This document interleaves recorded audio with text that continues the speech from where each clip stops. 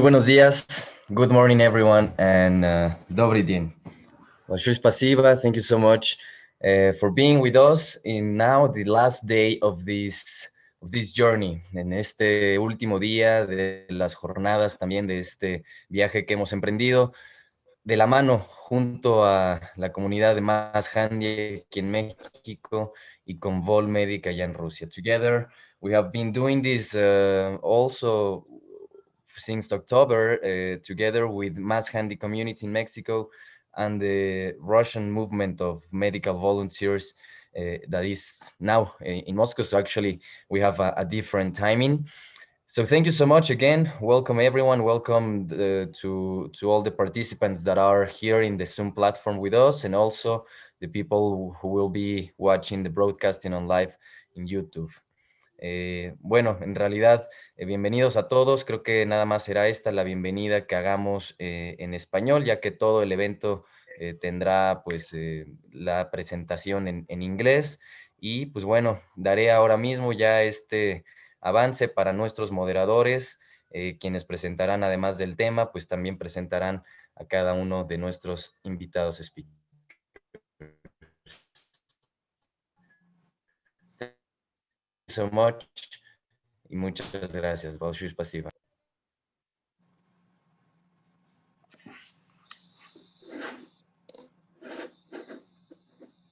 Hi, my name is Carmen, and I'm here to introduce the organizations who are meeting this purpose.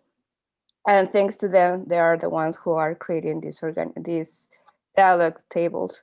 Well, here our future team is the Global Youth Network, which connects your leaders as professionals from 180 countries.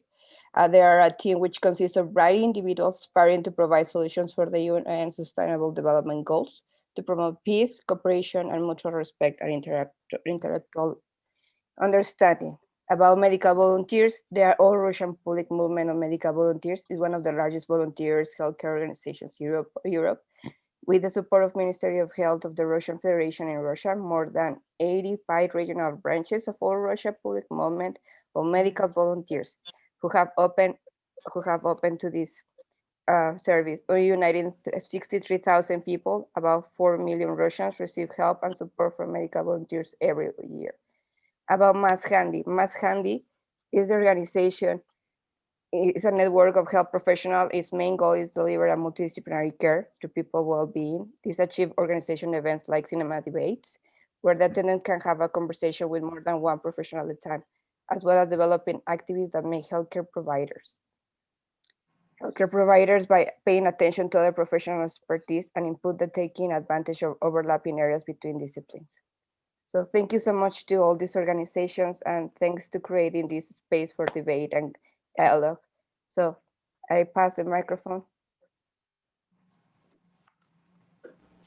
So I want to talk really briefly about both of our speakers visiting us today. And Lisa was going to tell us a little bit about what they do in Volmedic. Our speakers are Dario Solina and Rich Ludwig. They both have experience organizing groups and organizing communities, and how they can take care of their volunteers and how their volunteers can take care of themselves during these times and this process. Now I'm going to give the floor to Elizabeth, who's going to tell us a little bit more about medical volunteers.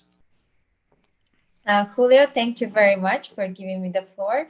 So before I open my presentation, I would like to say that on the first day I was talking about us, who we are, the medical volunteers. The next day we were talking about the All Russian campaign, specifically the area of providing psychological help during this campaign. So now let me open my presentation, and I will be...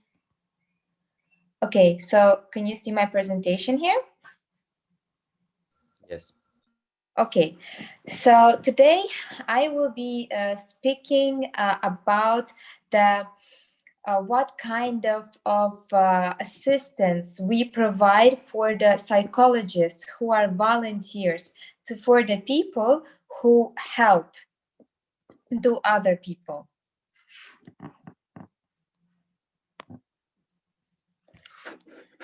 So what we do is that, of course, the main target group here is a volunteer psychologist. And as you understand, of course, for those volunteers, for people who decided not only to do their job, but at the same time to volunteer and help other people, they also need help. They are also human beings. So for them, we organized a monthly webinars, trainings. On those webinars, they can speak out and at the same time receive all needed information about the specifics of the work. Because of course, in Russia, receiving a psychological help, it's not such a common thing. And there are only few people who are actually receiving a psychological help. And mostly, of course, it's face-to-face. So for psychologists, providing an online help or for example on the hotline, it's a new thing too, so they need to understand the specifics of this work in this area. At the same time, we developed methodological materials and we are still developing them, so they will understand how exactly to work with public receiving the phone calls or receiving the messages from a Viber chatbot that I mentioned previously, that we also have an online chatbot for the public. So also among all those online activities and online methodological materials, we also of course organize face-to-face trainings for the psychologists. It's important to mention that also we have a community of volunteer psychologists, and that community, they are having a group in a VKontakte. VKontakte is a social media which is used by Russian-speaking countries mostly. And in this social media, there is a group under the campaign of We Are Together, which is made for the volunteer psychologists.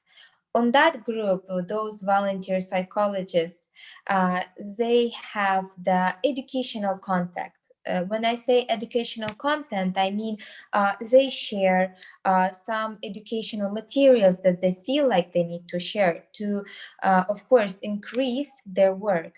At the same time, it gives them the vibe of the team, so it will really, the project participants, they will feel that they are not alone, that they are the team, and it brings the team together. It brings the people together.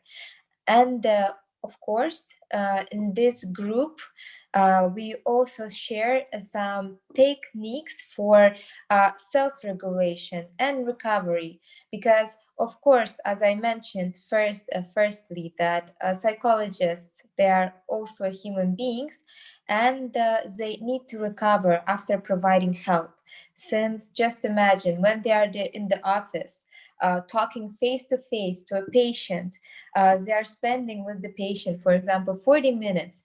Then they are leaving the patient, they have time to recover, to take another patient. But when you're on a hotline and there is a lot of calls receiving, you need to work very hard. Of course, they are having stress. Of course, they need to recover. And sometimes for some psychologists, it's not even understandable how exactly to work in this area, how exactly to work with this specifics. So to also make them understand how to work, we provide several kinds of support. First one is the therapeutic groups. Therapeutic groups is made to work with the feelings and the emotions of psychologists.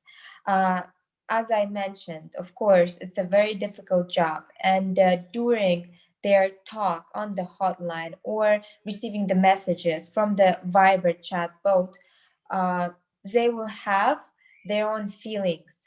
They might also feel the emotional burnout. So we need to work to prevent that, and we need to organize the consultations for them so that they will just get rid of those emotions, recover from those emotions. At the same time, we have supervision groups. Supervision groups is a group where all those volunteer psychologists, they analyze some very difficult cases that they had during their work, exactly with one psychologist, with one experienced psychologist who is helping them to, of course, pass this difficult situation which happened during the work on the project. So, of course, unfortunately, we have a lot of such difficult cases, and of course, it's very useful to organize such supervision groups so that psychologists will share their opinion, listen also to experienced one, maybe the one who's experienced the most from the other psychologists, and it helps them to pass the stress, pass the emotional burnout. And the last one is intervention groups. Intervention groups are also very important because in this case, the psychologists, they will be analyzing the difficult cases that happened during work of the campaign We Are Together.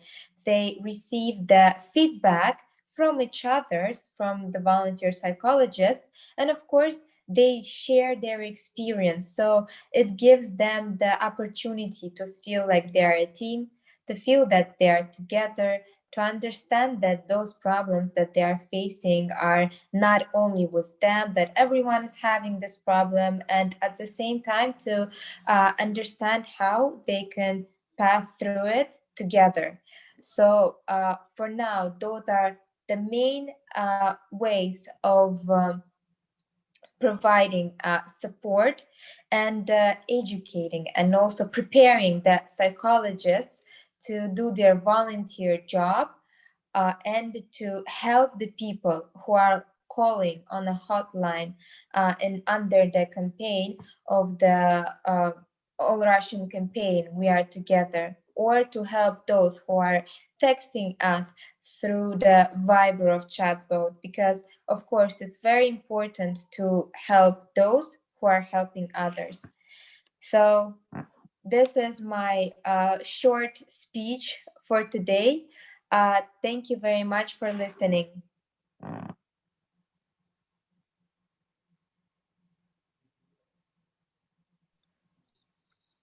Thank you so much for your presentation. I think that you are exactly right. We need to take care of us to take care of others.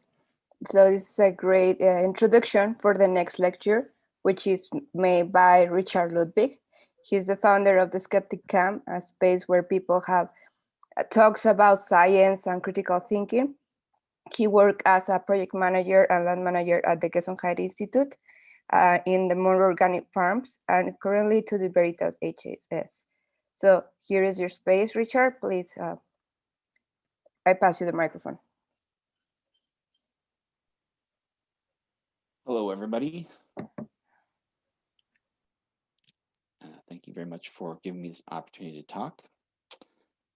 I'll be talking about building communities. Can you guys see me? Can you hear me?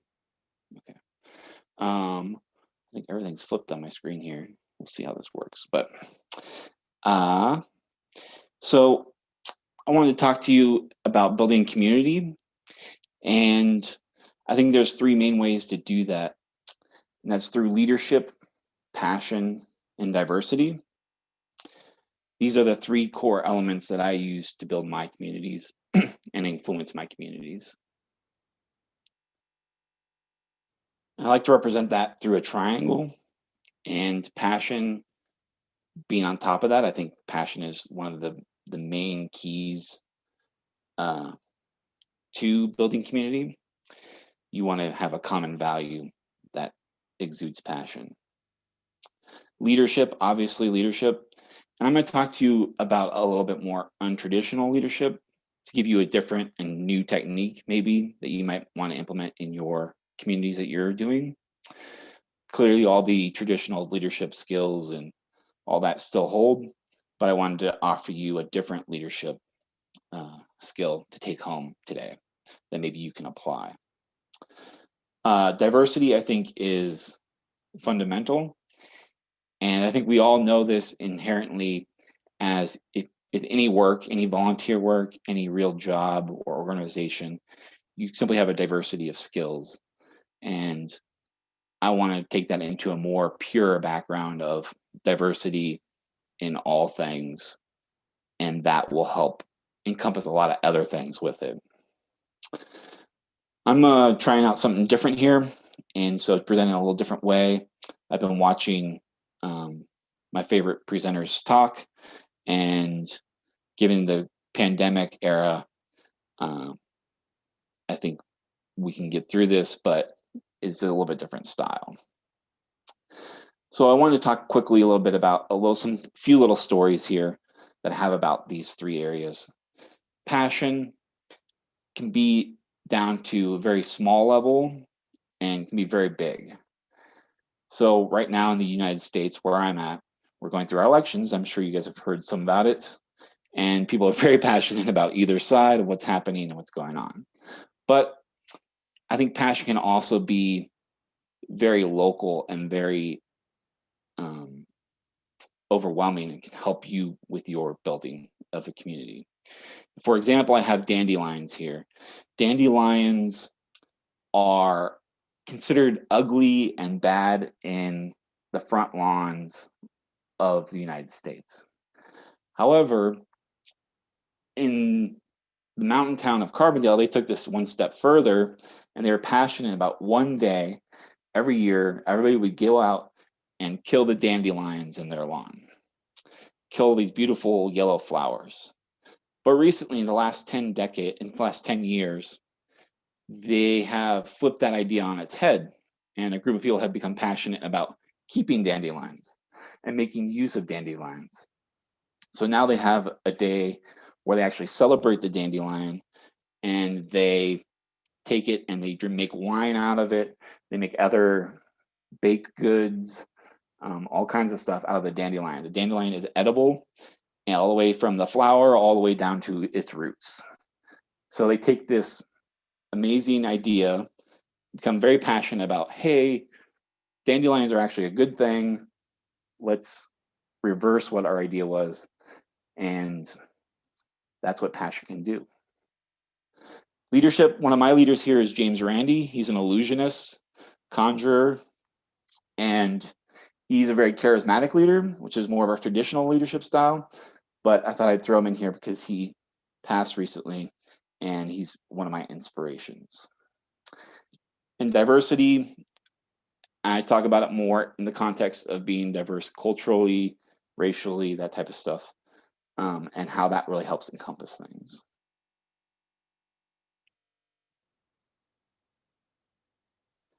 Okay, so let's talk about community. I took a sociological definition of community here to talk about it. Community is a group of people with common values in a geographic location. This is the traditional academic definition of community. However, with the internet, as you guys know, as we are speaking here in the era of the pandemic, that is, starting to change. Obviously, it's not so much geographical. It's more about a group of people with common values. And I want to talk about community to break it down in its simplest forms and the simplest things that I think really influence community, because community can be very complex. And here's an example of complexity of community. This is legal issues and legal issues around different communities and how they are connected. This exemplifies community and its complexities, okay? So the other thing that I wanted to talk about too is that I don't want to talk about a group. Group is just a random group of people. They might not have anything in common, or you're picking that group of people for some other reason. And I don't want to talk about a specific group, which is a cult, which we want to stay away from. Cult tends to be fanatical religious following towards one person, which is a community, but not the communities we want to endorse and create. But the first triangle of community that I think is the most important is passion. If you exude passion about a particular topic, such as dandelions, or maybe volunteering, or any particular subject, you can build a community around it, and it drives the community. And it also, your passion needs to be well stated, and it needs to have that purpose, right? You might talk about it as a purpose statement or something like that. But it's more than that. It's more of like the emotion and that type of feeling you get when you talk to somebody about that subject. Like the subject for me that's really passionate, I'm really passionate about, is mathematics. Don't worry, we won't talk about mathematics here, but community needs to have a passion. And I think that's one way that burnout and stuff cycles through the community. It is passion, reigniting that passion in everybody, reminding people what the passion is and what your drive is. And I think a really good example of that was at the Gesundheit Institute when I worked there. They're very passionate about healthcare.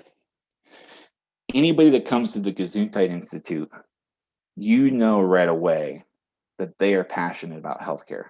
They care about you just as much as you care about them, and you've never even met these people.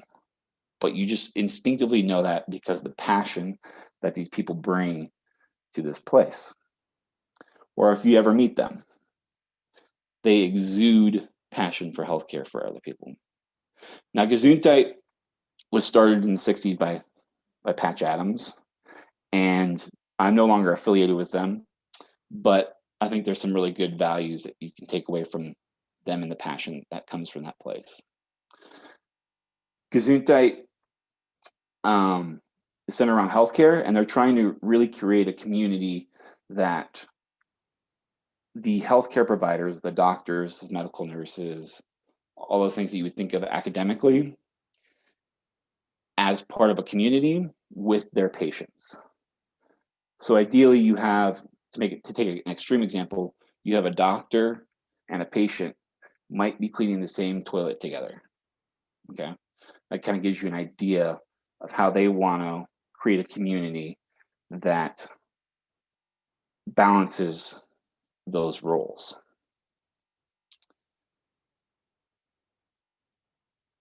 Another community that I was not a part of that I think is very interesting to look at, that they're very passionate, is Twin Oaks. Twin Oaks is a group of people who came together to study some psychology about kids and raising kids in community and that type of thing, but has since evolved into something different. And Twin Oaks has their main goal, some of the core value is income sharing. So if you make money, you give it to the community owns it. And it's like, as a whole, you guys kind of decide what to do. And they take this kind of to the extreme, that means that you have community clothing. Okay, here's a picture of them. I'll talk a little bit more about community clothing here, but their main way that they make money, and the way they don't really necessarily volunteer, their volunteering is their work, is their everything. Their community is everything. And the way that they live together and make money, the main income source is through making these hand hammocks. By hand, they do these. They have these looms all over the place, all over their community. There's about 200 people there, last I knew. And they make these hand hammocks and they sell them to the world in a capitalist world. But their own community is not a capitalist community. It's more of like a communist kind of community where they share the whole income. And they have several different businesses. This is their biggest business, although it's starting to die off because they used to sell to Pier 1 imports. and that is failing with the internet world, internet e-commerce. And this, so they've kind of moved into more food production. So they're doing more seed growing. Their biggest industry probably is coming up is going to be tofu. They make a lot of tofu, and they grow and eat most of their own crops and all that kind of stuff. With this community, it's a very self-sustaining community. They have community cars. They have about 15 cars for 200 people. They usually don't really go anywhere, but when they do, then they just check out a car like you would a library, and they take it to town, come back, and that's that. The community clothing works, I think, is a very interesting concept. You wouldn't think about like, why would I want to share my clothes with other people? But again, it's just like a library system. They go in, they pick out the clothes for the week or whatever, and then they just return them. They just throw them in the laundry. Somebody else does your laundry for you. That's pretty nice. Unless you're on that duty, right, for the community. That's your job, maybe for the community, then you do the laundry.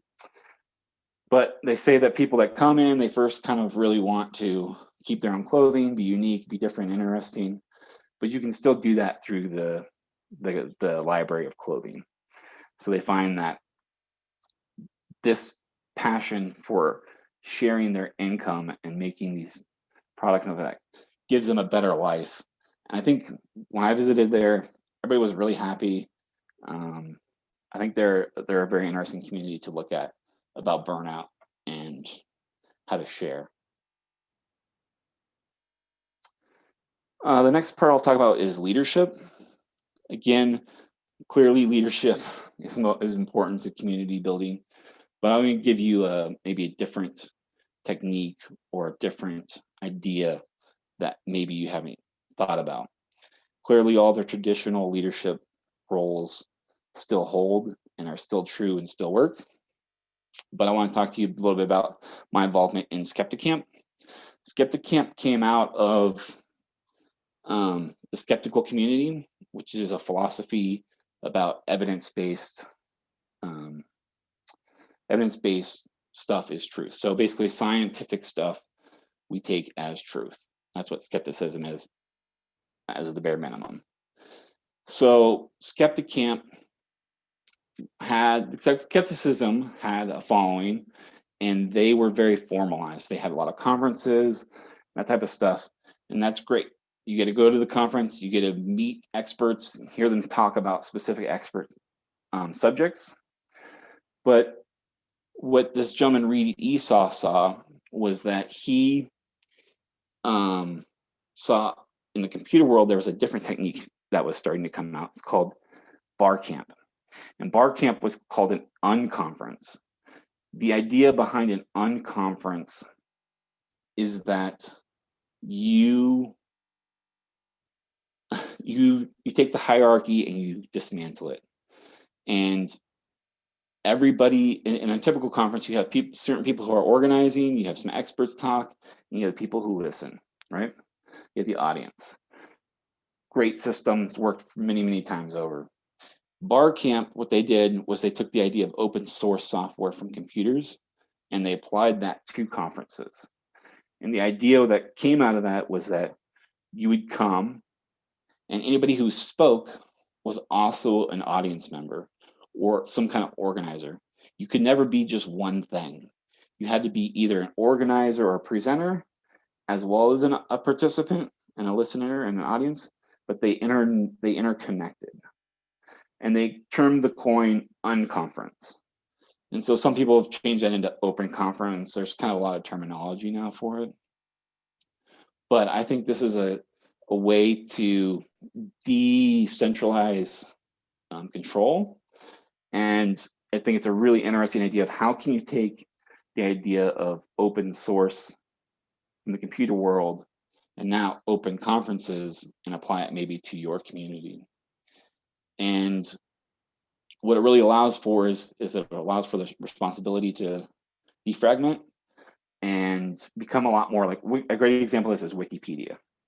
In the United States, we use Wikipedia all the time. I think it's pretty common around the world, but I'm not sure. I don't know a lot about Russia and a little bit about Mexico. But Wikipedia is a great example where everybody's contributing knowledge to one source and makes an encyclopedia. And so if you can take that idea and apply it to your community, I think it's a really powerful idea, because even when you move on and maybe you lose the passion for something, other people still have it. So, for example, Skeptic Camp has gone around the world. They've had it in Australia, United States. I'm blanking on some other places now, but it was in like 20 different countries at one point. But Skeptic Camp really provides a great model to deregulate and to make conferences that you are passionate about. And it allows for people to come in and participate even if they may have a different view, because they're going to come in, they're going to participate, and they're going to be an audience member as well. So you get to do both things. You can question them afterwards about their viewpoints and that type of stuff. But Skeptic Camp is really, I think, a powerful tool that you might want to consider.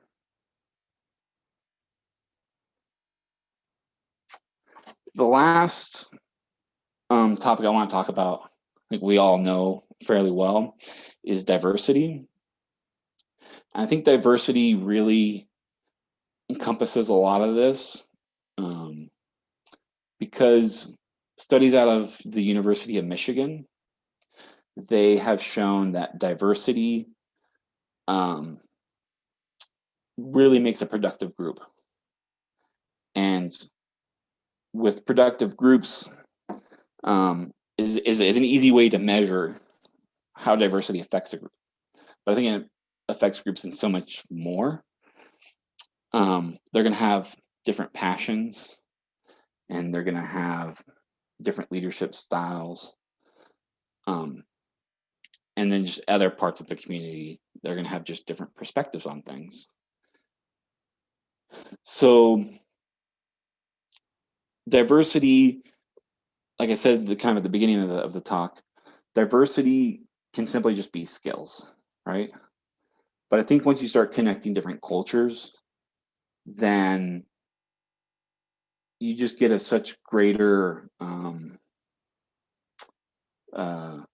a greater sense of accomplishment, greater sense of skill set, greater sense of perspective on the problems you're going to face. Okay. Plus, they're going to have different answers maybe to a problem than you do, simply because of their culture. And taking in those ideas and those thoughts can be kind of hard. Diversity is not necessarily an easy thing. I think as humans, sometimes we tend to be very tribal, and we tend to stick with our tribe. But I think that is not the right answer. And that can be simply from, oh, this person is an expert in this subject. They're an expert in medical doctors. Well, that's great, and they have a lot of knowledge. But kind of going back to Skeptic Camp a little bit, what we realized in a book called Here We Come, it's about it's about the internet taking over and all the common people having more of a voice in the world. And Skeptic Camp does that. It takes the common person and allows them to talk about a subject that they're passionate about, right? So if you're passionate about Bigfoot or Sasquatch, you can go to Skeptic Camp and talk about it. If you're passionate about vaccines, you can go to Skeptic Camp and talk about it.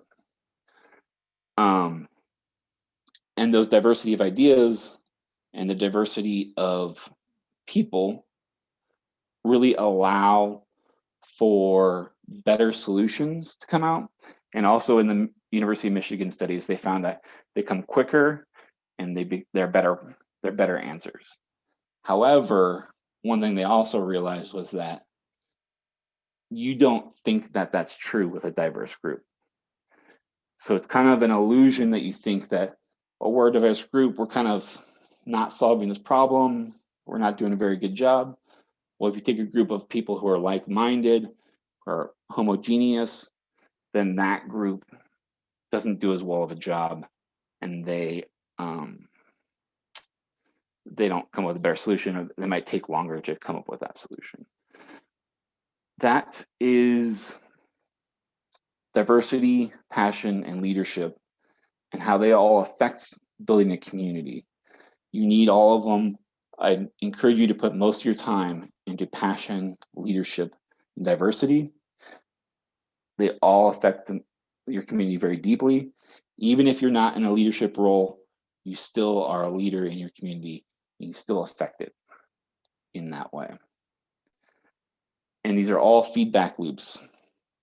And so I encourage you to try some of these different ideas, get reinvigorated with passion about your subject, take on some different leadership roles, and try and make your group more diverse about maybe different passions that you have, or different people you can bring into the group to make it more diverse. It'll be a much better, much healthier group. And I salute you all for all of your attempts to build great communities and keep influencing the world. Thank you.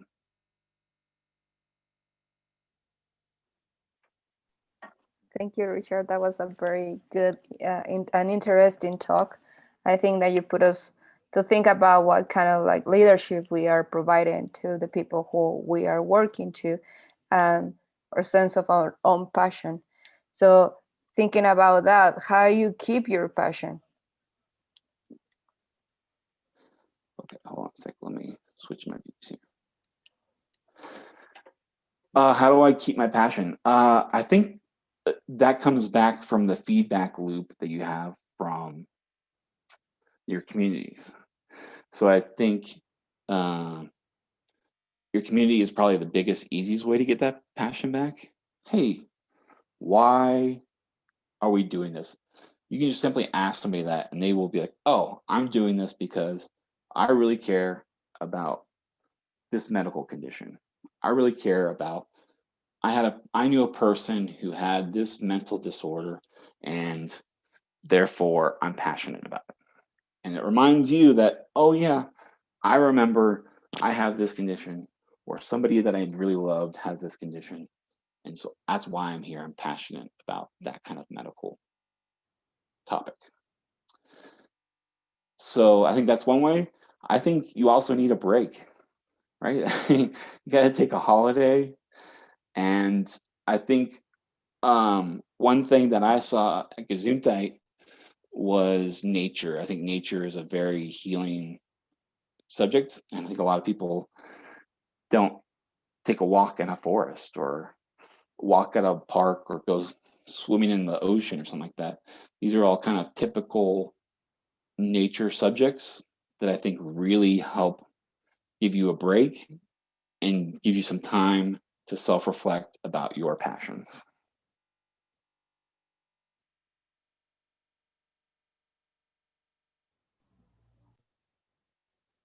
I want to open the space for questions too, if anybody wants to have a comment or a question directly to Richard.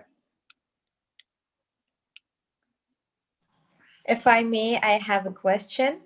Yes. Thank you very much for your speech. It was amazing. And it made me think about the corporate culture. You were talking about communities, and of course, it's obvious that community needs to have a corporate culture. But can you guide me a little bit on maybe how to build the corporate culture? Maybe you can give some advice, some tips on that. Yeah, so like in a more corporate kind of culture, I think the way that I try to do that, I guess, is humor. And maybe that's not the best way to do it for everybody. But I think I revert back to passion. And I've done this kind of in a couple different ways in my kind of corporate worlds. I used to work for a government, a local government, and there was a board of 4 or 5 people. Some of them were very serious politicians.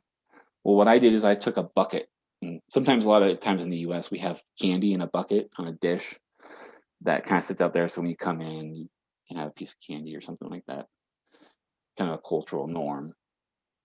But what I did instead is I took a bucket and I put clown noses in it.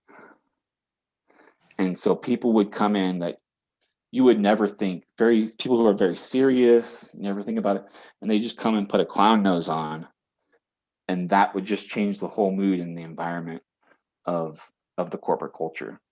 And so I think any way you can kind of insert those little breaks into maybe the daily routine and mundane things and remind you that, like, oh yes, we're all human, even though I'm mad at somebody for not doing their work, that we can still, be together and be human. Another way for that, like I said at the beginning of my talk too, is one of my passions is mathematics.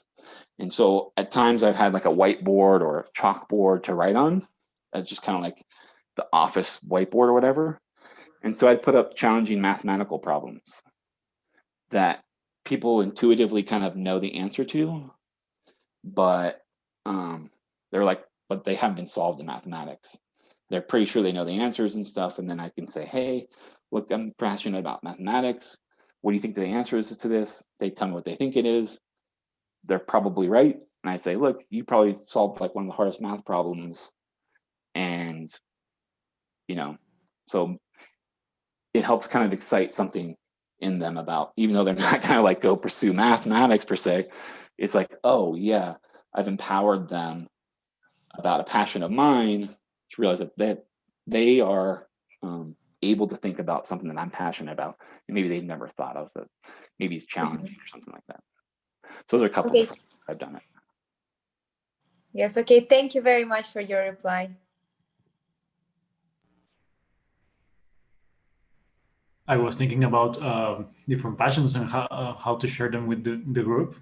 And I was remembering a lot of people usually have very deep passion about something like anime or music or something. They are guilty about it. They feel guilty about it. Yeah. I was trying to find a good example, but mathematics is, I think it's perfect. How would you advise someone that has these feelings of guilt about their passion to still share them with other people? I mean, you just gotta put it out there, I guess. You gotta be humble about it. And you can even acknowledge that, like you say, well, I know it's not cool to be into mathematics, but there's something really cool you should see. Let me show you real fast.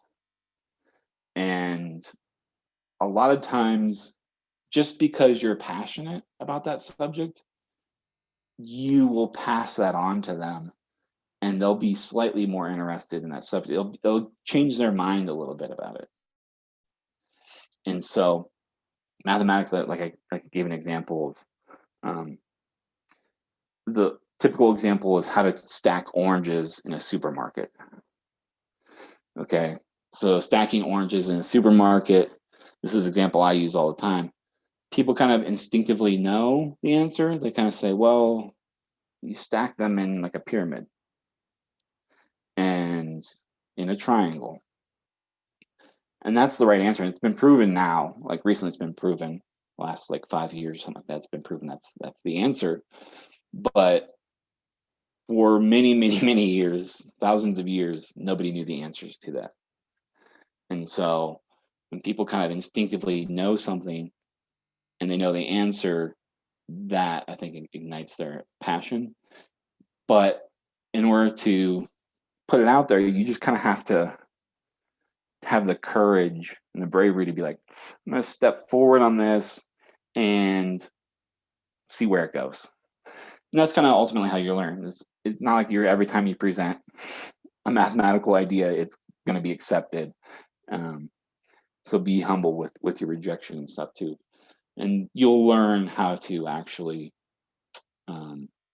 exude your passions to other people. It might take some time to get that skill, but not very long because you're passionate about it. Okay, thank you. Thank you, Becky. She's giving us a thumbs up. Les decía en el chat, si alguien tiene alguna pregunta y no tiene la confianza de hacerla en inglés, puede decirla en español y nosotros les ayudamos a traducir. If someone has a question in Spanish, they can ask to us and we can translate. While they decide, I have another question. Okay. When you were talking about how diversity helps people like get faster answers and better answers in diverse groups against instead of really heteronomic group. Yeah, homogeneous group. Yeah. Homogeneous group. Yeah, that's weird. What I'm understanding is they don't realize they are getting the right answer. They don't realize they are doing the project, and there can be a little bit of frustration about it. Oh, okay. Maybe I made that a little confusing. No, they know they have a solution to whatever issues at hand. What they think they are is they're very inefficient. Does that make sense? So they don't realize that they're actually more efficient. The mixed group is more efficient than the non-mixed group, right? And this can be diversity in racial settings, but also diversity in like a skill set too. So like in a corporate world, you might think that artists, like a group of artists and writers and something might actually beat us, have a solution and may come up with it very efficiently compared to maybe a group of mathematicians that are only mathematicians. Now, it depends on the skill level and all that stuff of everybody, but generally the mixed group, or if you throw like a mathematician into that group, they'll become even more efficient, right? But, and that's kind of maybe, it seems kind of intuitively obvious sometimes when you stop and think about it, but when you're in that situation, it doesn't, right? So, I think that's kind of one of the reasons why meetings are kind of important, because sometimes you have meetings that have different departments coming together. And while maybe this one group has, the group of logistics has an issue, maybe the group of the Department of Human Resources has an answer for that. Okay, so we feel we're not as efficient, but we are being more efficient. So it will be a really good reminder for diverse groups to keep in mind that statistically we are more efficient. Yes, exactly. Yeah. And I think one example for me that's been really interesting at Gesundheit, a lot of international people come through. They're from Japan and Italy and Russia and Mexico and all over the world. And one thing that I found that was really interesting is sometimes you have no way to communicate with another person because other than just kind of very basic language skills that maybe you know, hopefully you know a little bit of the other person's language, but sometimes you don't. And you're just kind of like doing things together, you making gestures, you are having to work together. And it seems kind of inefficient, but it actually is like, I think about it like I was working with a Japanese lady in our gardens at Gesundheit, and it was just like we were joking with each other about, I don't know, whatever was around. Really, like we're like, oh, look at that, that's funny, and we'd laugh. You know, like we couldn't really communicate with each other because I didn't know Japanese and she really didn't know English. But the way that we worked together then became in a different manner somehow. I don't know how to explain that, but it was just efficient. Like we got the work done faster. We had more fun doing it because we were enjoying the littler things, the simpler things, because they were easier to convey to each other what was happening. Thank you. I have a last question. I think if anybody has another question, this is your moment. Oh, meanwhile, you were talking about the type of leadership of Skeptic Camp. How was that approach to people? How they understood that at the very beginning? Yeah, that's a good question. How how do we do that at the very beginning? We had to explain. I mean, you just have to kind of explain what's happening. You have to say, okay, here's a list of people that want to present about something. Here's 10 people that want to, we have 10 slots to present. Okay. Now, if you want to be an audience member, you can't just come and sit down. You have to do some work to be an audience member. So if you're not going to present, then you have to do something with like organization, logistics, or something along those lines. Now, some of them have gotten so big, like New York City Skeptic Camp's gotten so big. I don't really know how they manage all that, but the point is that you want your community to be doing the work together, and you don't want one person making decisions. And so, like, for example, presentation, if you have 10 slots, how you decide who goes first or last or whatever? Well, there's many different ways you can do that. You can just say first person comes in is the first slot, or you can, you can say, what slot do you prefer? Then you prefer the afternoon. Okay, we'll put you here. You can say whoever first comes in. That's a solution for another time for a diverse group of people to solve. But the point is that you put it out there as, hey, this, if you want to participate, if you want to be an audience member, or if you want to be a presenter, you need to be an audience member, the reverse. So what this allows for, going back to a little bit of the talk, it allows for people who maybe are not an expert. Experts can clearly come and participate and do all that. But it allows for people who maybe are not considered experts to participate and show their passion and spread their knowledge that they have. Because they even have some knowledge that maybe is like more fieldwork type stuff that can be added on. But as far as how the leadership goes, it's very decentralized. You might have like a group of people who kind of start building the idea. Like we had 3 people who started the idea, and we just went from there and we said, hey, we need somebody to figure out food and water. Can somebody help us do that? Can somebody help us organize technology for the presentations, right? Can somebody help us? Whatever you need a solution for, you can make it a job for somebody. And so that way they can be an audience member, but also be a participant. And that's kind of how we organized it. It's a very decentralized way of doing it. And again, it comes from like the computer science world. So if you're interested in that kind of decentralization, look at open source ideas like Linux. Linux is built that whole way. So basically the backbone of the internet is built more or less on volunteers and open source ideas. So. That is true. Yolanda, creo que tienes una pregunta, ¿verdad? ¿O tienes la mano levantada? Hola, Yolanda. Bueno, ahorita en lo que contesta, we thought that Yolanda has a question, so that's we saw her hand. Well, Rich, it has been a huge honor to hear your presentation, and thank you so much for being here. I think that you put us thinking about how in our regular life we are volunteering in other people's lives too. So thank you so much for your presentation. And I'm giving the microphone back to Julio. So far, thank you. Thank you, Carmen. So once a volunteer, always a volunteer, everywhere a volunteer.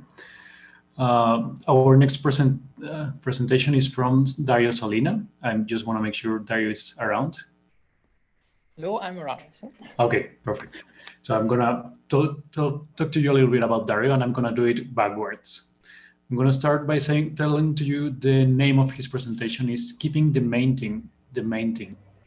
And I will advise you to let that sentence haunt you for weeks or for months. It's going to take you to really interesting places. He also has a project during the COVID-19 pandemic and the lockdown and everything that we have been living this year. That's called Say It to a Clown, where you can talk to him for an hour or give it to people that need someone to talk to. And it's really, really helping a lot of people. And it also needs help from other people. So going to the webpage and we will let it to you soon. He has been a humanitarian clown since 2008. He has done clowning in different countries, a lot of them from Latin America. I think also Russia and Peru. Okay. Not Russia, not Russia. I missed it, unfortunately. Okay. And he's working now, helping in Hesumha Institute to organize this kind of clown trips. So Dario, the floor is yours. I leave them to you. Oh, thank you. Okay, let me see. Can you see me? Yes, good. So let me elaborate. So hi. If I was there with you, I would probably look at you in the eyes for 30 seconds or so, trying to get in touch with all of you. That's what I like to do. So that's not really possible here, but I will take just some seconds to look at you anyway.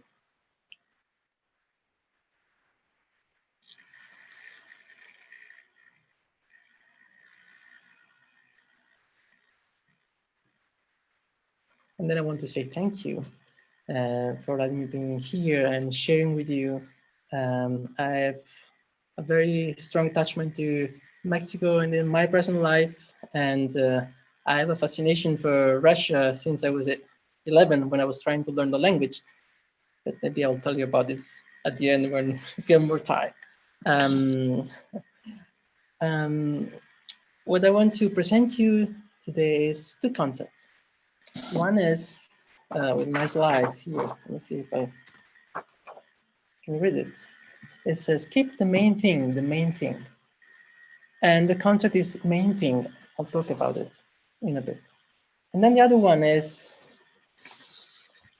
be vulnerable and ask for it. Ask for what? Let's talk about it. So, yeah, as Julio was saying, my work has been to organize humanitarian clown programs with Dr. Patch Adams and the School for Designing a Society for a few years now. And I believe I've worked with more than 500 volunteers so far, coming from many, many different countries and all sorts of backgrounds, even ages from 10 to 92.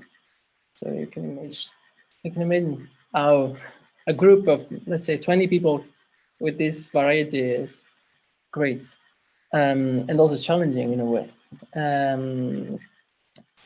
But I would like to start telling you a story from when I myself became a volunteer and I tried it for the first time. And this was in 2009, and this was in Costa Rica. And this was the first time I was a clown. I didn't know almost anything about it. And this was the first time I was abroad, far away from home. Home at that time was Italy. I'm from Italy. And this was the first time I was doing humanitarian work. I didn't know anything about it.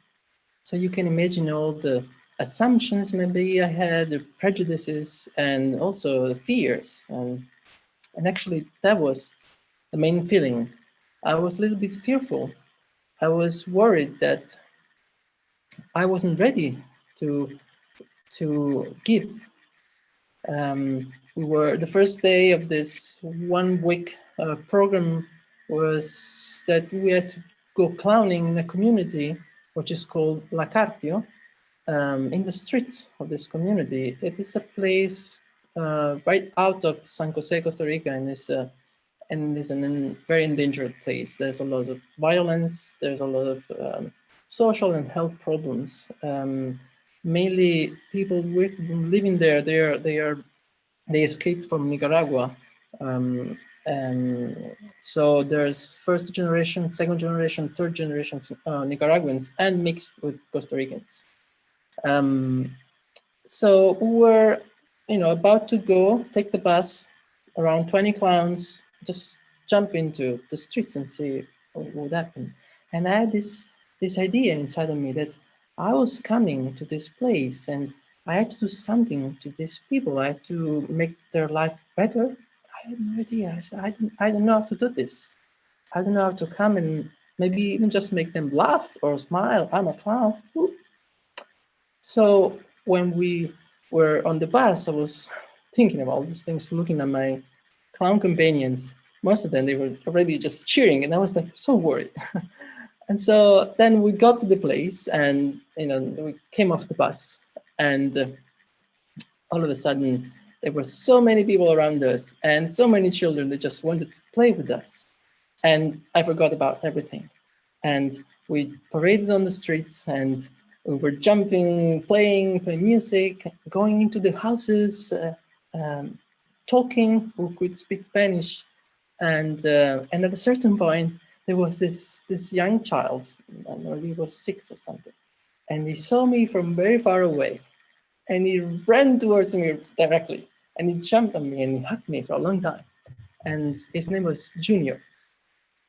And Junior, from that moment, stayed just next to me, and we played together with the other people. He helped me, I helped him doing things.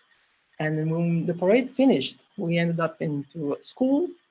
Inside this school, there was a group of women, the grandmothers, they were called, and they were about to present the clown a performance, a theater performance, in which they would tell about their stories, how they came from Nicaragua, and all the difficulties, the challenges, hard things, and the funny things as well.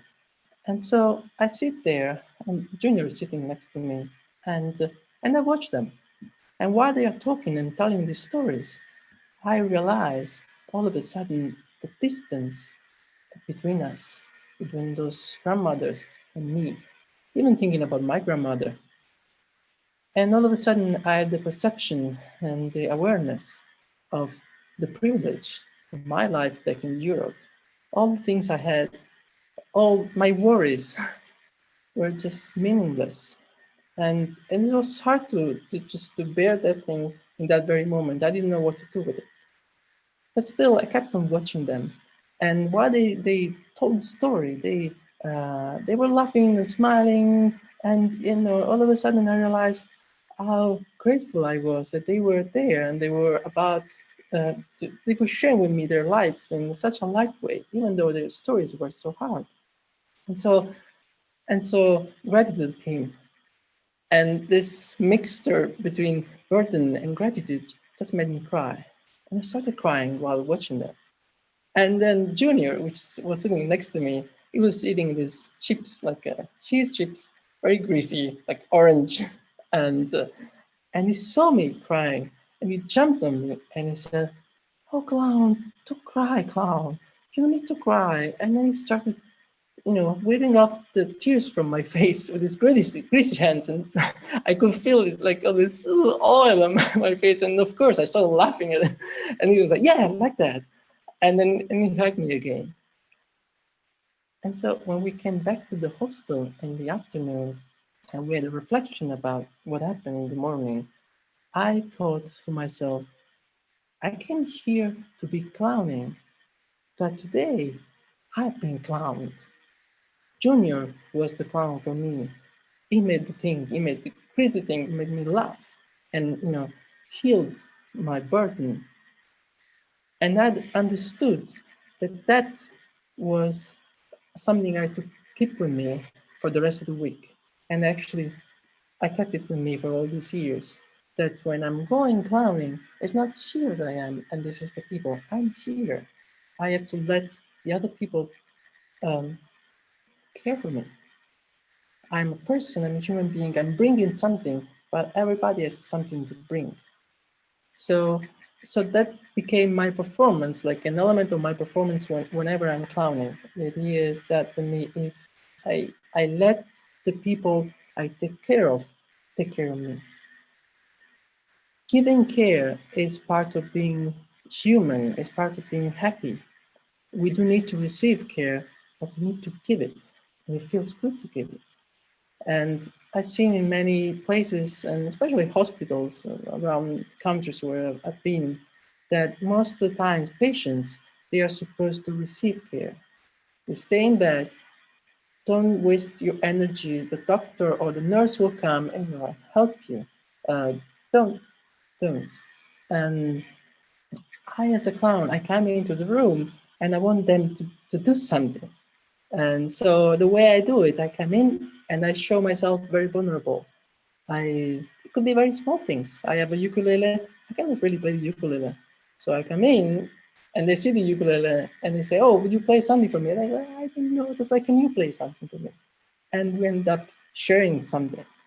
So small things, but always inviting them to take care of me so they can feel human and they can feel that they have the power to do to heal somebody else. So by letting them love me or care for me, I am contributing to their health and also to my own health because I need love, I need care. So they give it to me. So I want more and I need it. So when I had this experience the first time, I thought, I need this to be with me every day. I don't want to wait for the next volunteer program to feel like this. I want this to be like that every day. So one day when I was coming back for one of these programs, I had to go to the office. At that time, I was working in Italy as in advertising. That was my career. I went to the office and I went as a clown, dressed as a clown. And I did it for 1 year, every day, until life changed, as you can tell. But that thing remained with me. I want clown. I want to clown. When I clown, I give what is important for me, which is love, and I receive it as well. There's no burnout for me, at least so far.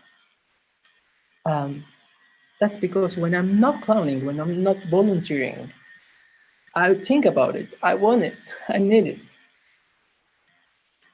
I want to show you some pictures of me and other volunteers. Let's see if I can do it. Sharing the screen. How do you do this? Share screen. Is this working? Yes. Can I go? Let's see if I can go. Yeah, yeah. So this is me. And look at my face. This was that very first experience. And the guy on the right with the blue shirt is a patient of a mental hospital. He's teaching us how to love. He's doing well. Again, look at my face. This is Peru. This is me, very tired, but still, you can see I'm happy. And this is Junior. This is the very day I was telling about. This is Junior sitting next to me and all the other clowns. This is Costa Rica some years after. And again, look at the face. Here I'm sharing a little love with people. Here you can see other people that are working with me, other volunteers. Look at their faces. Isn't she enjoying what she's doing? Look at them. Look at this guy. I can tell you, I've never seen these guys going burnout. Their faces. This is Carmen. And see, and there's other people, and other people, and other people. And you can tell from their faces how they are enjoying it. You can tell. Look at this last one I had. Look at them. You can tell that they are enjoying it. You can tell that. Okay, and I don't want to show this. Oh, look at this. Oh, shit. I'm back. These people coming to our programs, not only they are volunteering, but they pay for it. They pay their flights, of course, to come, and they support financially the program. So they pay, and sometimes it's lots of money also because we don't have much ourselves as an organization. Why do they do that? That's because when they are clowning, they get what they're longing for.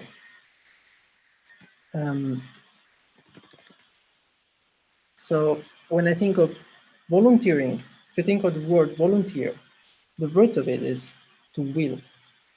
In Spanish is voluntad. I was looking at the dictionary in Russian. Is volia. It sounds like voglia in Italian, so I guess it's correct. Волонтерство. Волонтерство. Okay, thank you. Thank you, Elizabeth. Thank you. So the will, what is it that you want? What is it that you wish for? And how do you know it? How do you know what it is? When I was studying traditional storytelling in England a few years ago, my master, one of the best masters I ever had in my life, he told me this short story once. He said that when he was a child and his grandmother would come to visit, he would tell him, John, keep the main thing, the main thing. She would never explain it. She would just say that to him, like years and years and years. So he grew up with this mantra in his head. What is this main thing we're talking about? So the way I translate it for myself, at least, is the main thing is what guides me, is what guides you, is that thing that makes you happy. That one thing. There are more things, of course, but that main one is that thing that you can't live without. Is that thing that helps you taking decisions. My main thing for so many years has been love. So whenever I have to take a decision, which is important, but I cannot see, like in the future, the consequences of it. So I look at the options and I choose the thing that's closest to my main thing, because I know that at least it is closest to my soul. I will bring it, you bring me closer to that. So I ask you, what is your main thing? And if you really don't have an idea about it, I have a tip how to find it. And it's easy. To recognize your main thing, there's two things that needs to happen. The main thing makes you happy when you receive it, and it makes you happy when you share it. That's it. So, I mean, I was like, how do you recognize it? It makes you happy when you receive it, and it makes you happy. That's happy when you share it. For me, love is like that. I love to love, and I love to receive love. But try to think about it. What is your main thing? And I read in your forms when you registered, there was a question saying, what is the most important thing in life? And many of you wrote love. Some of you wrote faith, inclusion, oneself. If that is your main thing, then hold on to it. That thing will help you when you need it. And it will tell you if you are in the right place, if you are where you need to be. And it will help you take decisions. And I assure you it will prevent you from going into burnout. Now, we don't have much time, and I would love, for example, to share with you more time to talk about, brainstorm about things that you can do during your programs that can help volunteering, maybe being more fun or make the volunteers happier, and games, activities, things that could be integrated. But all those things you can also find on the internet, or there's plenty of workshops where you can learn that. The thing I wanted to share with you is something that cannot be taught. I cannot teach that to you. It's something that you have to look inside of you, not outside. And this is the main thing. It is important that when you're volunteering, that you make sure that you are giving that thing and that you're receiving that thing at the same time. So it comes the part of the vulnerability of being vulnerable. I invite you to, when you're volunteering, that you're able to ask for that thing, that you frame your volunteering in a way that It provides the chance for you to give your main thing and the chance to receive it from the very people you are giving it to.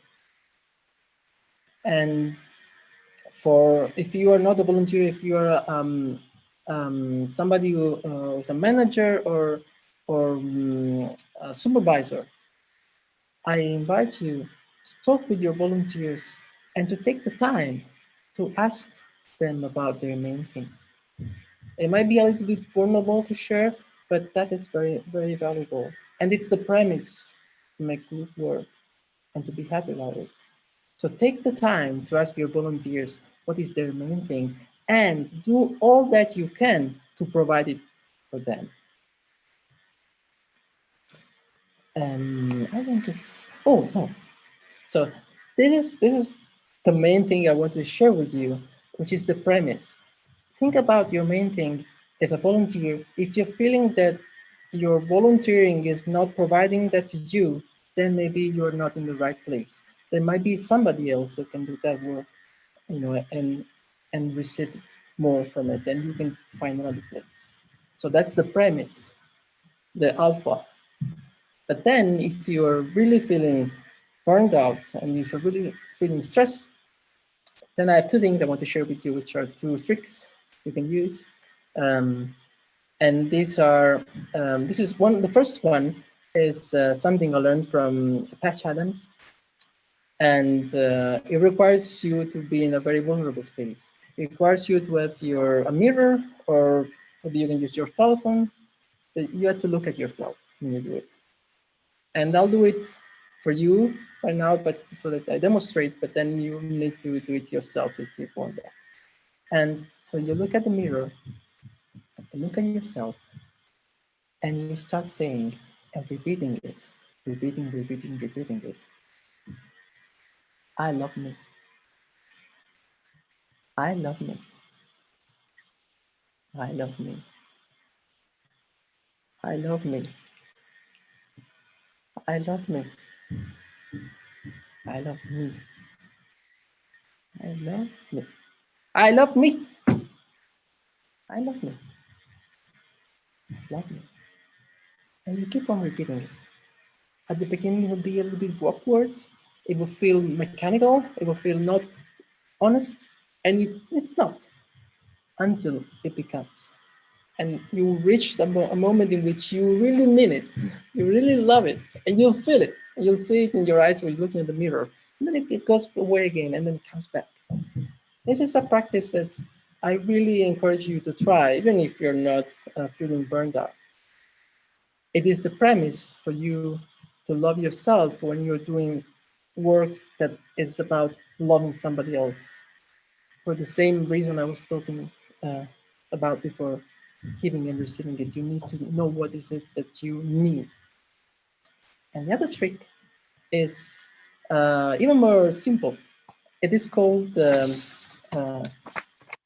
Duchenne smile. Maybe you know about it.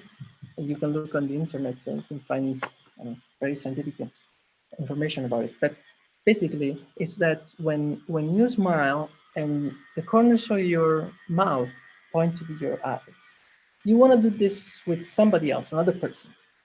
And it really makes a difference if you do it with another person, looking at each other with this smile. I'll demonstrate anyway.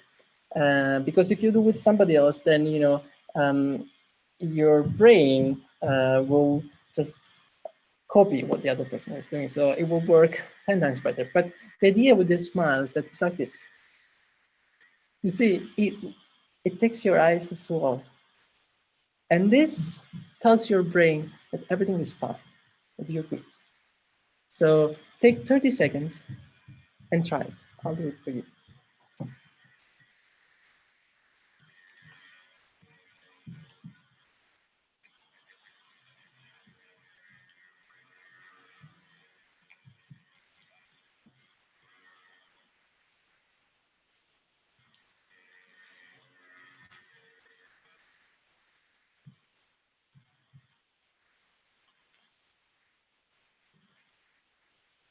See, with practice doesn't take much. I get emotional. It really works if you try it. these two things you can try if you're really feeling stressed. Just take your time, just 2 minutes. You don't need more than that. And I believe, I don't know what time. Oh, it's 10 minutes time. Okay. Yeah, I guess that's actually what I want to share with you. And and as Julio was saying before, I'm happy if you want to talk more with me about anything or about this issue. I'm happy to provide a space for that. So when this is finished, and you can go here and just book me, and you don't have to pay anything.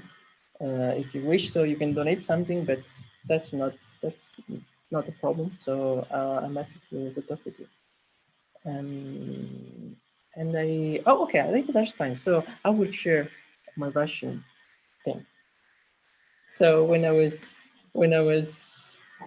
this summer with my friends, we were saying, okay, we need to learn a language. It's gonna be Russian. We gave ourselves names like very. And so sorry for this, but I guess I was Vasily, and I don't remember his name, but I'm sorry.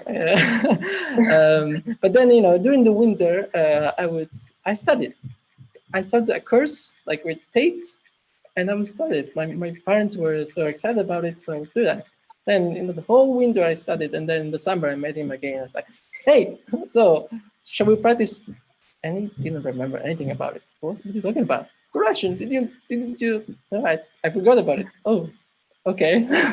So then I stopped as well because the project just went somewhere. But something stayed with me. So I have some words, but mostly I have a song. And because I invite you to be vulnerable, I'm gonna sing this song for you with my accent, I guess. I'll be happy to hear it. Yeah. This is a very famous song, and I learned that maybe somebody is not very happy about this song if you're living in St. Petersburg. I'm not sure. It's about Moscow. It's very, this song. Anyway, I'll try. Излишний саду дочь широки, Создистанет лада утра, Состы знали бы, как недороги, Подмосковье вечера. Как вы знали вы? This is a very, very famous song. And for me, especially because I'm living in Podmoskovia and I know what it means, Подмосковные вечера. Thank you. Спасибо. So I would stop here, and I'm happy to answer any questions. If anything wasn't clear what I was sharing, because I know I talk a lot and fast, so I'm very happy to receive any question from you or anybody else. I have a question actually. Okay. Oh, I see everyone is having. I was going to ask if this means we have to sing Cielito Lindo, Carmen. I can help you. Go ahead, Lisa. We might sing. Okay.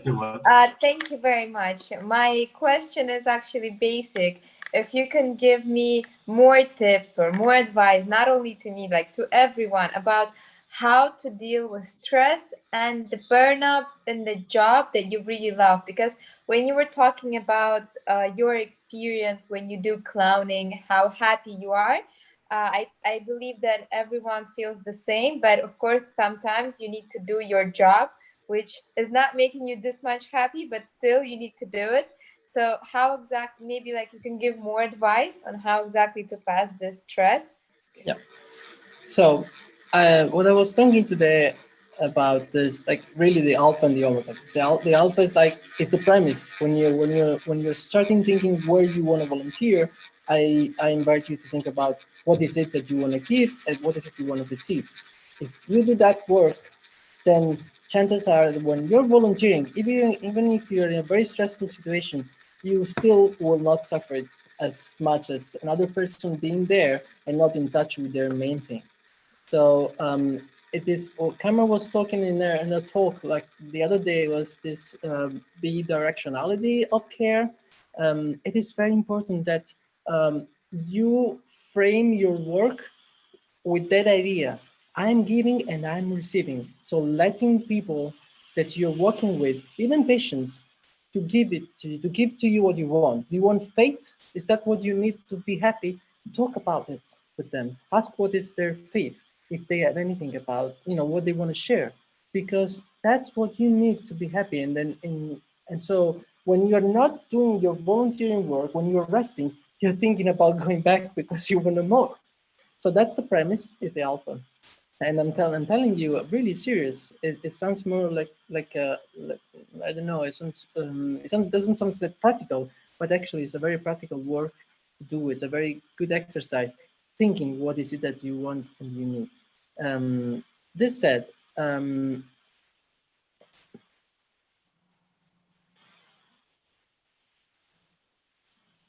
you see, when you the things that we do is that we share a lot with other people. So during the program, of course, it's going to be some days where you go to a place. It could be a prison, or it could be a mental hospital, and looking at that person, working with that person, brings you some very heavy thoughts and feelings, and then you need to work them out before they take you down in a way. So it's very important that whenever you have the chance, then you share with the rest of the group or with somebody what's happening in a very a vulnerable way. And there are ways in which you can get so vulnerable. You can be sharing.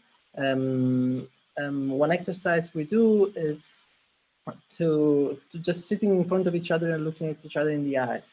It's very hard for some people to do, but that's one thing that you can try to do. Another thing is, which is easier, you still sit with somebody and you tell stories to each other. And for example, you can have a group of people sitting in couples, preferably people that don't know each other that much, so that they're not already just friends, and you give this instruction. One person will talk, the other person will listen, never say anything, just listen and look into the other person's eye. You have to keep the eye contact all the time. So the person who's listening is the eye cop, is a police officer, making sure that the person who's telling you is always looking in the eyes. So you're telling me something, you start looking somewhere else, and I go like this, and I get you again while I'm listening to you. Yeah. At the beginning, it's a little bit like mechanical, but then the person will, and sometimes you need to look somewhere else to think about what you're telling, but somebody will remind you, look at me, it really works, without saying anything. And so that's the main instruction. And then you can decide what they need to talk about. And you can start with things like, tell about once that you help somebody. Tell us a little story in 2 minutes when you help somebody, okay? And that could be an exercise. And then when 2 minutes are done, you stop and then switch. So the other person will tell the story, and the other person will be the cop, ice cop. Then you stop again and you change couples. So people will look around, and you could give this information, instruction. You can say, go to that person that you really are thinking right now, I don't want to go there. Go to that person. You know who I'm talking about. So go to that person you never said anything to. So they see it again, and again you can give an instruction, which is tell a story in 2 minutes of a time in which you've been helped. You received help. You felt that somebody was helping you. Same thing. 2 minutes, 2 minutes. Looking in the eyes, very important. Then again, going around, look again. You have another chance now to find that person. You avoided them before. I know you did.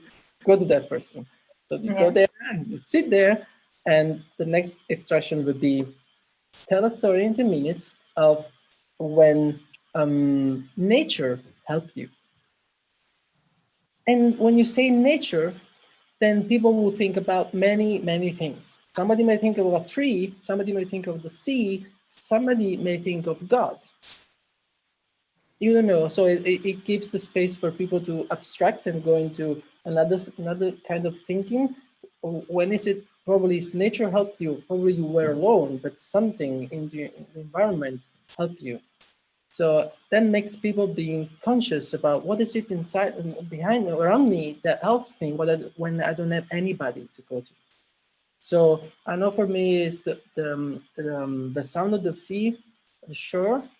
So I know that that's a place where if I go there, I'll be good. That will help me. So it's a good exercise to have people think about what is it that really what I don't have anybody, because it happened already. So it's a story, but then you can use it again. So you can then say to people, remember that thing. That thing you can always go to. Hopefully, um, you can think about the other moments in which nature helped you. And then you can do, there's many more you can do, but you can do a last one in which again, they switch, they find the person they don't want to talk to them, and you tell them, tell a story in 2 minutes of when helping somebody helped you. So the fact that you helped that person, the moment in which you did the action of helping, helped you. And this is, again, trying to have awareness about what I was talking about, the bidirectionality of the caring, is what is it, when is it that I'm giving care to somebody and it comes back to me? If you can be aware of it, then that's the kind of volunteering you want to do. That you have to magnify. What was that situation? That situation. You want to replicate as much as possible. That's one exercise I can think of right away. Okay, thank you very much. You're welcome. This is very good advice. Thank you. I'm gonna take this pause to tell you that Marimar Guevara in YouTube is sending us a bunch of hearts and a bunch of smiles. Oh, Marimar! Back to you, Marimar. Gracias. I think she sent them when you were singing on YouTube, so. So awkward, so awkward. I was thinking, what happens in 2020 when you are not able to do some kinds of volunteering? I'm thinking, like exactly in myself, I've been clowning for 4 years now, and 2020 is the first year I have not clowned basically at all. How did you find a different way to do it? Well, I found this way. I started this project to just say to a clown, so that's hopefully people will come to me. So I just stay at home and just do it on the screen. That's I mean, people are doing so many things. Also clowns. I know so many clowns like using Zoom for that. So you can easily find not only clowns but also performers who use their art to connect with people. But if we are talking about clowning, then Julio, I would say to you, you don't need to go anywhere else than your grocery store to do it. Even just going from the balcony, you can do it. And if you've been doing clowning, you know what it takes. It just takes one person that responds to you in any way. Your intention needs to be there. You can go, I can go outside right now and sing that song. Somebody will look at me from the window and they say, Dario is crazy. No, I know Dario is not crazy. It's just crazy. It's just crazy. But, and whenever, so you don't really need much. Really don't. It's just like a wall we put off. No, I cannot put I'm not clowning, so I cannot, doesn't make any sense. No, it does make sense. Take your clown clothes, just go out and, say hi to somebody. That will do, really will do.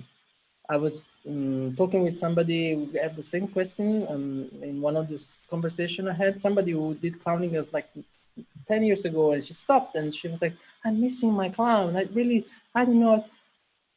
I said, do you really want me to say that? Go out, take a weird hat and go out.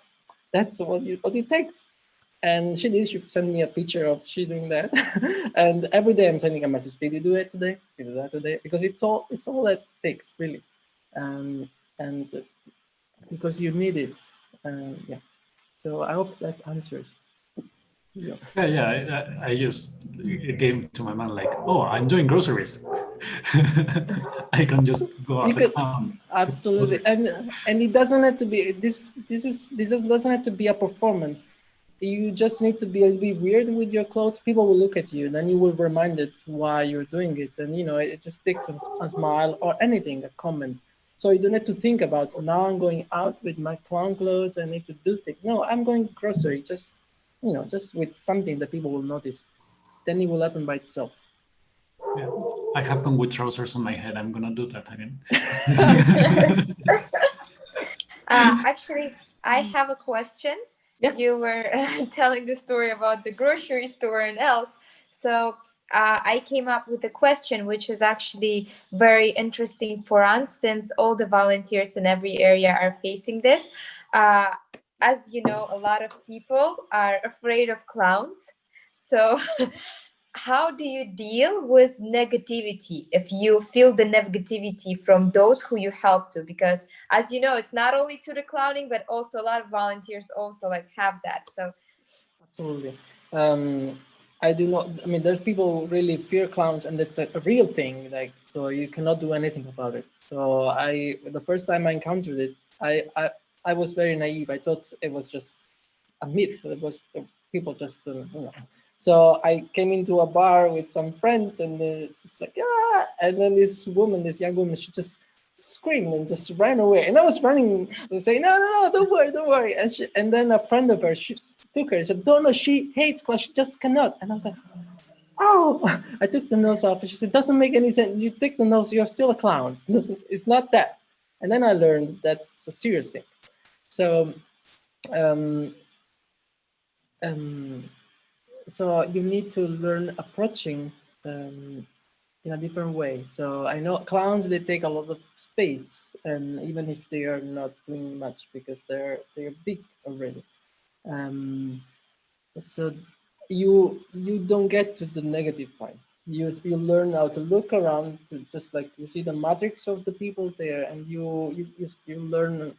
You already can feel the body language of people. You know that's probably not the person I want to go to. So if you want to really go to that person which seems negative, you have to find a side way. So you start working with somebody else, and you look at them and you check on them, and if their body language changes, so maybe there's something, you know, you'll learn how to play until you can get close. I do it a lot. I love it, but it really requires a lot of experience in terms of being aware of everything that's happening around you. It's like stories. And if you can look at them, that person is doing that thing, and this, oh, he's doing this now, and then, you know, and if you are with more people, it will be easier. I don't know. But in not clowning, I don't have the experience, so I am afraid I don't have. But I would say that if you show yourself vulnerable, you always it's always a good way to interact with negativity. I do. We go to prisons. We go to places where people learn to show themselves as tough. Because most of the times what happens with people that are suffering from violence, they're in places like, for example, La Carpio, where we go, there's so much violence around you, and you grow up as a child knowing that you cannot show yourself vulnerable, because otherwise something bad will happen. You have to show that you're strong, even if inside of you you're afraid. So I seen on the streets, and many times people that go like this, they go like, and they walk on the street like that. It's actually people who will feel themselves vulnerable, and they put this mask on top of them so that people won't bother them. And it's a crazy thing, because actually they think people don't like me. People don't like. And of course, if you do their face, people won't like them. People will change, will go on the other side of the road because they are afraid. And so they think, see, they went the other way. They don't like me, right? So when I'm clowning, in general, I look at those people. I notice the negativity, and I think behind that negativity, probably there's somebody who's actually afraid for some reason, and they only learned that mask to protect themselves. And so they need to feel the vulnerability. So I show myself as vulnerable as possible. I really showed that I'm a very small man. I'm not strong. I put it, and I go towards them with a smile. Really go towards them, and most of the time they are confused about it because they're like, why are you coming? Why are you coming? And then they can see actually they can see themselves in that vulnerability, and it's a crazy how many times it happened to me that I ended up tagging people on the street, people they were like, because in some way they saw this man who was vulnerable as they were, but they could show it. So they felt like, okay, this is somebody who understands me, and they opened up. So I don't know if in the context, not in the context of clowning, but I would say as a premise, I would always say if somebody is showing negativity, probably it's because they are afraid of something. So if you show yourself as vulnerable, they might be maybe want to be in touch with you, because the first instinct with somebody who's vulnerable is to take care of them. We have this instinct. So hopefully they will open when they see that you are not coming in that way. Sorry, so many words to say a very simple thing. Yes. Okay, thank you very much. You're welcome. Спасибо. Пожалуйста.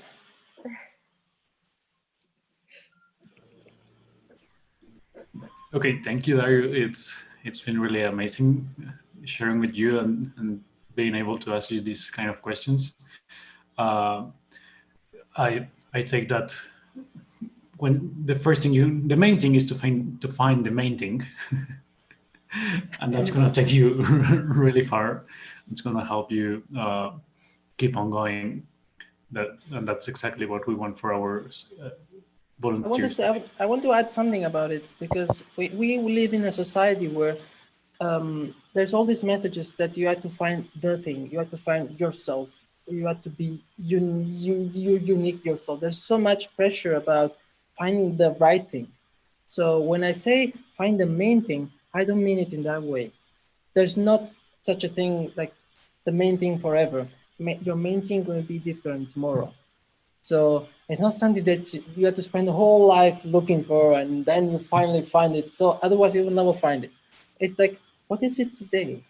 What is it right now that I really need and I also want to give? It's quite, and then, and tomorrow ask yourself again, because that's awareness that will help you. It can change tomorrow. It could be the opposite. It's totally fine.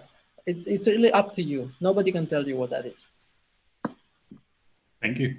Thank you. This last comment also made me think of something else I could take from this and do it and bring it to my job is always remember the directionality of care. That we're volunteers because we feel about it and it's inside us to be volunteers. So giving care, giving this attention as a volunteer, it's part of the things that we're receiving, and asking for that same thing well volunteering is something that we need. It's really personal for me in this 2020, as I've said. Yeah.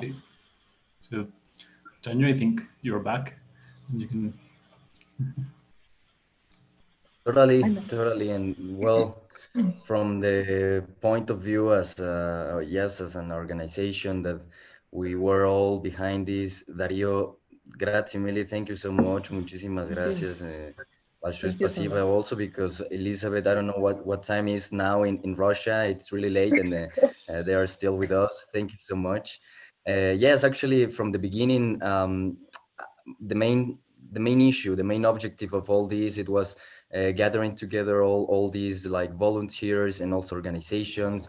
And I think now with all the questions, it will be really important. We were mentioning yesterday, maybe to have something like to unite or have something written that can be all these suggestions, all these let's say not protocols, but issues that can help us for each organization in order to keep helping the ones who helps, right? So keep helping the volunteers, keep all this in mind. And I think it will be a commitment and something that we will be working on together with Mas Handy and also with Volmedic and all the others who were invited. So on this side and at this moment, I really want to thank you so much. And also all the people who were listening to this well, in total, it was 6 days that we will actually still be working on in maybe 1 hour just for Mexico, because it will be only in Spanish.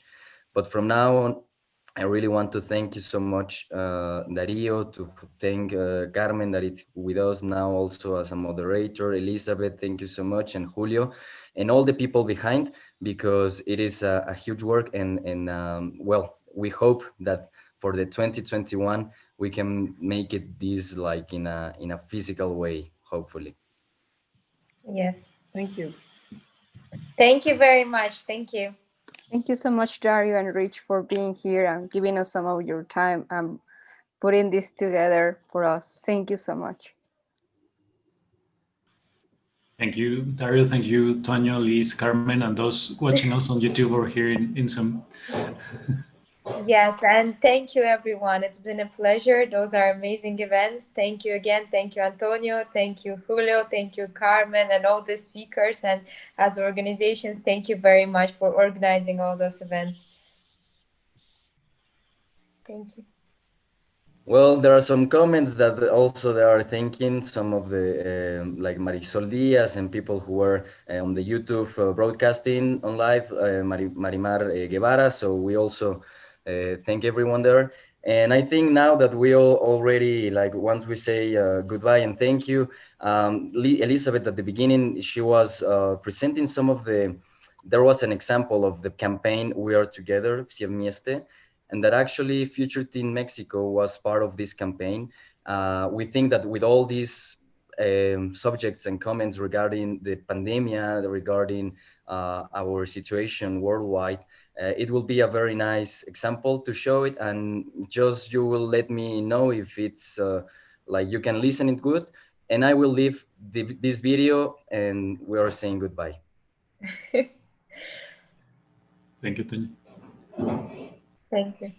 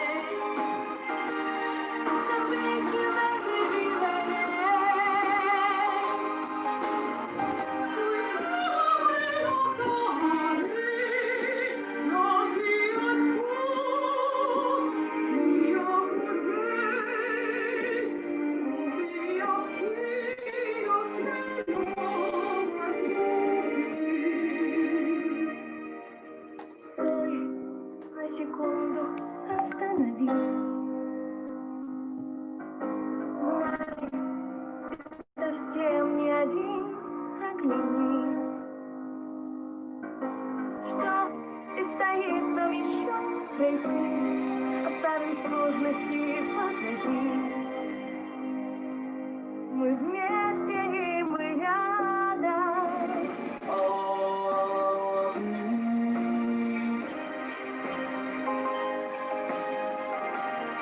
Cómo aprender a vivir en paz.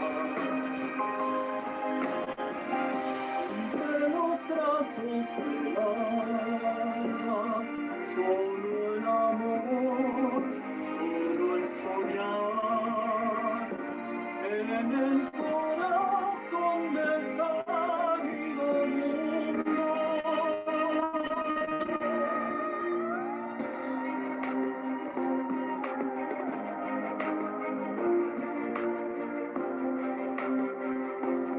Me veo a los 18, la música, el tocho, queriendo cambiar y la gente no me hacía más que negar, pero yo me rifé y pude escalar. Recuerdo mi banda gritando a mi lado, estoy a trabajar, no puedo con tanto. Único hijo, única chance, diploma en limón, mi único estímulo.